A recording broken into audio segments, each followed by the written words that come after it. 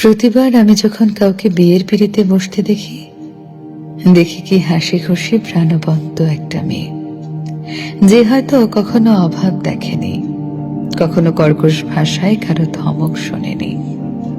আমি ভাবতে থাকি, এই লাল শাড়ি, ডিজাইনার লেহেঙ্গা, কক্সবাজার কিংবা কাশ্মীরের হানিমুনটা সেরে ফেললেই পরের সপ্তাহে যে অগ্নি পরীক্ষা শুরু হবে তার জন্য।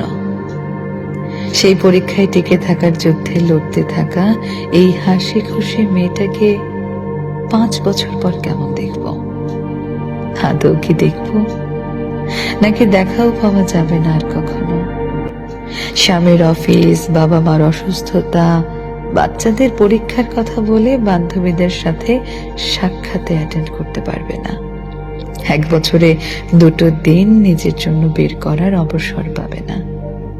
পৃথিবীতে টিকে থাকার এই বিচ্ছিরি প্রতিযোগিতায় সব মেনে নিতে নিতে আর সবকিছুর সাথে মানিয়ে নিতে নিতে 10 বছর পর এই হাস্যোজ্জ্বল চোখ দুটো কি জীবিত থাকবে, নাকি আর দেখবো না কোনোদিন?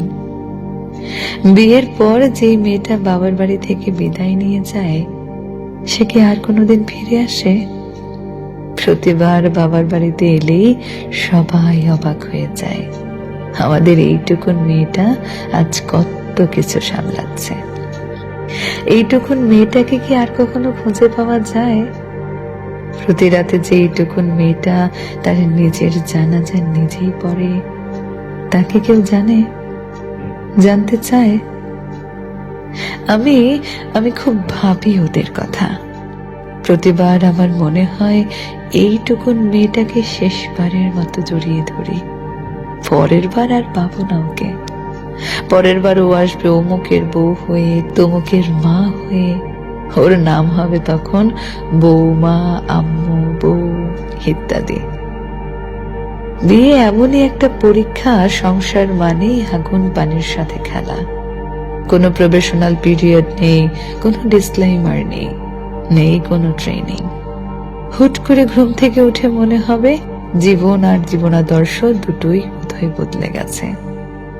পৃথিবীর সবচেয়ে ব্রিলিয়েন্ট মেয়েটা, সবচেয়ে ধনী বাবার মেয়েটা, কিংবা সবচেয়ে দিনে ঘরের মেয়েটা অথবা সবচেয়ে গরিব ঘরের মেয়েটাও বিয়ের পর আইডেন্টি ক্রাইসিসে ভোগে।